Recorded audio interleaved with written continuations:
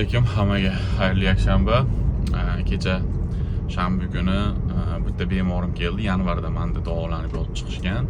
Bu bemor to'g'risida men istoriya video qilganman. Balkim kimlardir esda bor. Ya'ni xotira buzilishi, ich ketishi, teridagi toshmalar, undan tashqari muvozanat buzilishi bilan bizga kelishgan. Ana shu bemor mana may deganda mana 4 oy oradan o'tib keldi. Kecha ko'rsalaring вообще dahshatli holatda.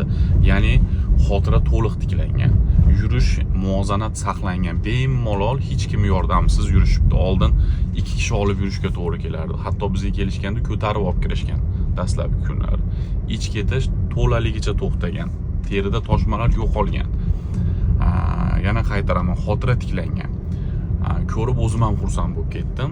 Mana shu bemor bir dona preparat bilan yaxshi bo'ldi.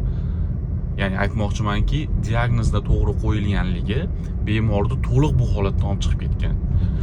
Nevrologiyada juda ko'pchilik aytadi, o'ylashadi, что kasallar yaxshi bo'lmaydi. Yo'q.